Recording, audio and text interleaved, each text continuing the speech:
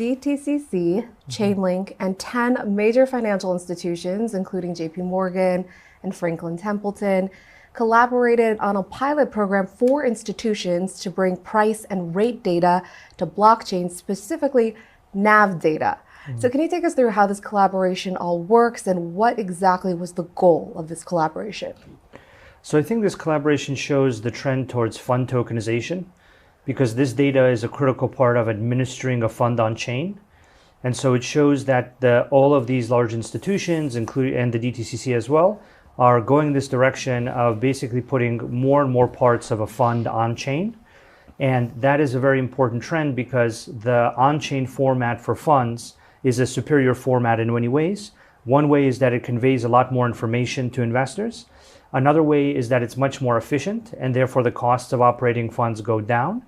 But generally what this is largely about is going down a path of fund tokenization and kind of doing that in an incremental way where you're putting different parts of the fund on chain. In this case, it was certain key pieces of data, but I think we'll go to subsequent stages that lead to kind of wide-scale, large-scale fund tokenization. Now, you touched on this, but DTCC released a report this month highlighting some of the benefits, which you mentioned, but some include real-time, more automated data dissemination and built-in access to historical data. What else stood out to you in the report, and how is this different than how the current financial system works? So in the current financial system, all of that data needs to be emailed across many different groups, and the data only becomes available after days or weeks or months. Here, the data can be in an automated way generated by calculating it pretty much on the spot, and so it can be made available every minute rather than every week or every month, and that's pretty significant when you think about this as valuation data that tells you the value of what you're buying or selling. And then the second thing that's pretty significant is the ability to move all of this data and all of these assets across different chains.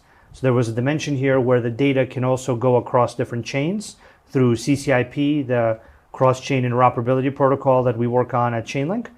And the ability to move this data across chains is very important because all the banks, all the asset managers are basically in the process of launching their own chains. And they're going to want to use tokens and consume data from their own chain environment. But all those different chain environments need to be reliably connected. So that's one of the big things that we also work on. So what does this collaboration signal to you? Perhaps that there's more mainstream institutional interest in real-world asset tokenization? Yeah, there was a very large number of big funds in this kind of tokenization and data transmission pilot here with the DTCC, some of the biggest institutions in the world. Many of them have now production chains that they use internally, like JP Morgan has a production chain that they use, and many of them are launching production chains. So I think the trend is clearly towards generating your own blockchain as a bank or an asset manager, putting assets and client accounts and forms of payment on that blockchain, and then exchanging that form of payment or client account money or stablecoin money for different assets on various chains. So basically the world that we're actively now living in, not even going to, but living in, is that all these different institutions are going to have their own chains. They're going to connect those chains, and they're going to execute transactions across those chains. And that's going to depend on the data within those transactions, and it's going to depend on the connection between those chains making the transaction possible, which are both things that Chainlink is heavily involved in across both the public chain DeFi world, where Chainlink is the standard already and powers over 60% of DeFi, and where we are now becoming the standard in the capital markets through work like this. What else are you noticing? What tokenized products are getting the most attention? Is it real estate or carbon credits, for example? So there's really two groups. There's core financial products like treasuries and money market funds that are being tokenized and used essentially as a form of collateral, whether that's off-chain or on-chain, but basically it's tokenizing core financial products that are at the very foundation of the financial system. And then there are net new assets, what people often call assets at the edges.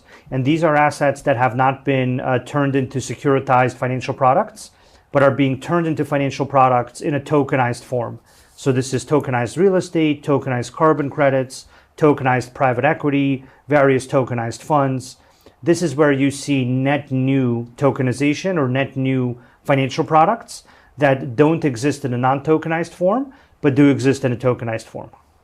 Now, in March, BlackRock, the world's largest asset manager, entered the asset tokenization race by creating a new fund on the Ethereum network. So what does that signal to you? That signals to me that the largest financial institutions see a market in the crypto industry.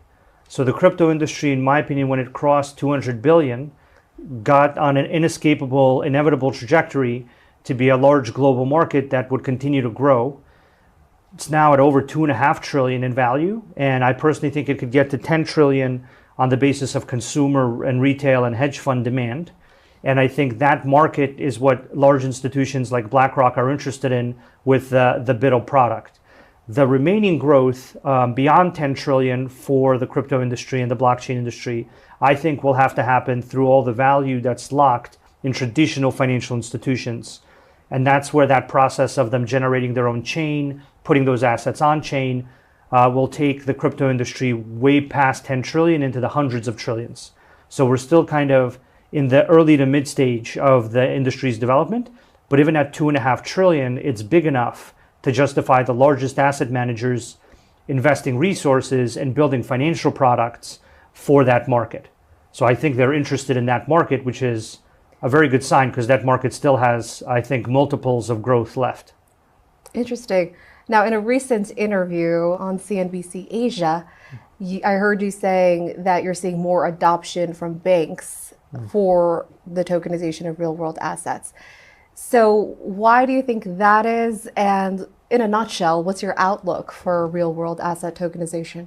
So the banks in Asia are very progressive because the regulatory frameworks that have been given to them by their regulators and central banks are a little bit clearer, specifically the frameworks from the HKMA in Hong Kong and the MAS in Singapore.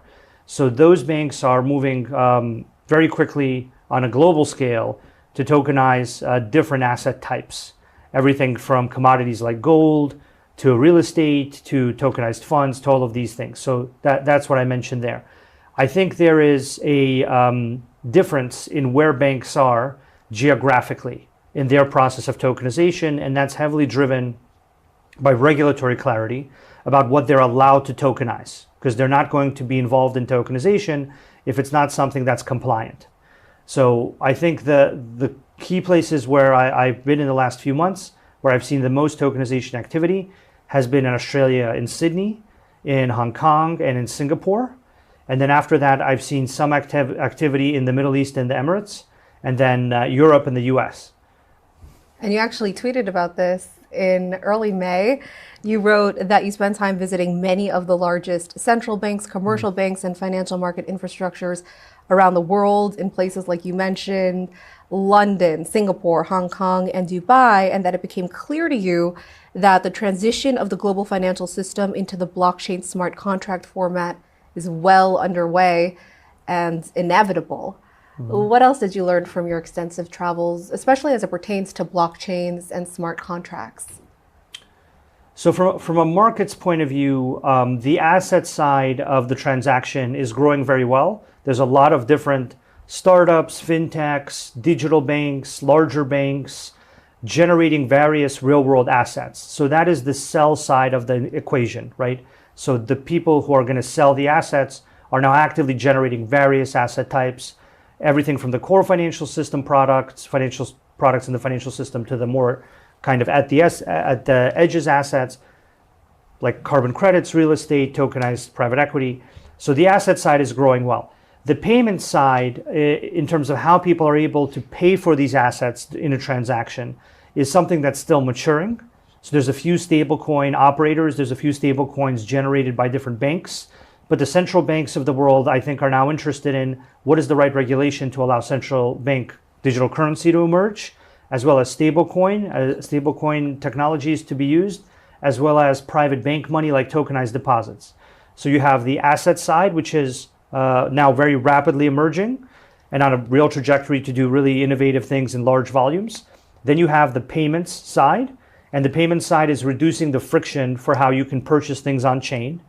And then you also have the need for secondary markets, right? So I think the stage that we're in right now is that people are doing over-the-counter transactions about one real-world asset for another form of payment, like a stable coin or some form of payment.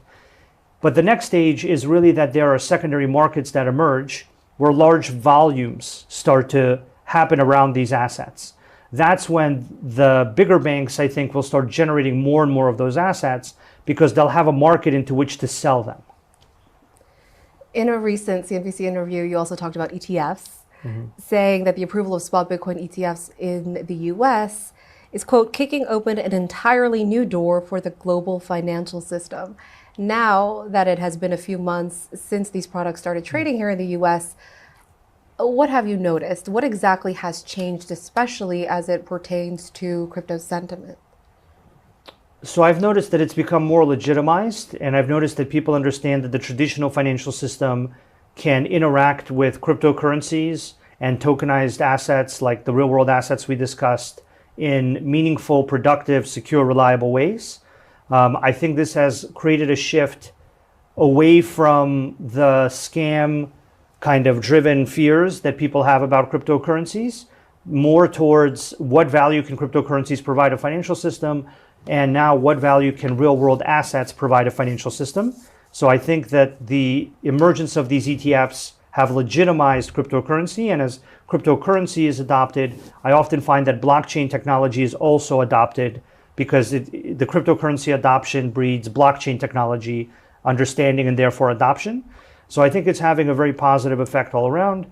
I think it's going to continue, and there's going to be more of these ETFs, which are going to continue to make that cycle happen even more. So even more cryptocurrency adoption, even more understanding of blockchain technology, and therefore even more adoption of blockchain technology, which will also lead to more real-world asset tokenization by banks, asset managers, and so on. So I think it's actually now in this virtuous cycle where the ability to benefit financially and the ability to have better financial products for society is now starting to interact in a very positive cycle. And it certainly will be very interesting to see if your forecast comes to fruition. Now, I want to touch on this because it just recently happened, but the House passed a crypto market structure bill, the Fit for the 21st Century Act. What was your reaction to that, and what do you want to see happen with that bill? Yeah, so my reaction to that was very positive in a few ways. I think the first thing was the bipartisanship between Republicans and Democrats on this topic, which is not as common. It hasn't been historically as common around our industry. So I think it shows a big shift in the interest level of both parties to move forward cryptocurrency regulation and create clarity about this critical part of the economy that they clearly now see as an important part of the economy because they're discussing it, they're making a bill, they're moving it forward. So I think the bipartisanship around this bill is very, very strong and positive and unique, and shows a kind of very big directional shift in terms of how U.S. legislatures approach cryptocurrencies generally. I think it's generally a very good piece of legislation because it seeks to create clarity about what agency is responsible for what type of asset, and it seeks to define the difference between a commodity and a security, and what the CFTC's role would be versus the SEC's role, which is a big piece of the clarity that's necessary for more real-world assets, for more tokenized forms of payment to come into existence. So generally, I think it's creating a lot of valuable clarity in and of itself, and I hope it continues to the Senate and then it gets through the whole legislative process. But the fact that you actually have Republicans and Democrats in such a very charged kind of moment in time politically coming together on this topic, I think signals the importance of the blockchain industry, cryptocurrencies, blockchain technology generally, as something that has now reached a different level of importance for the U.S. economy. Now, you're traveling to Consensus, one of the biggest crypto conferences in the world. What are you hoping to achieve there, and what will you be doing there? I actually really look forward to this conference because it attracts a lot of folks that have been in the industry for many years. So I've been in the industry for over 10 years. And while it's great to speak at the conference, and it's great to meet a lot of folks that we work with, and new folks that we can work with, like there's a lot of capital markets people there. The thing I actually look forward to the most is seeing old friends that I've known. I've known some of them for even now a decade or more, and they're all doing different interesting things. And I think Consensus is a kind of conference where not only the newer people to the industry come in, but also the people that have been kind of going to that conference for a while. So frankly, I'm just looking forward to seeing my friends. And we hope you have a great time. Sergey Thank you. Nazarov, co-founder of Chainlink Labs, thank you very much for joining us right before you head over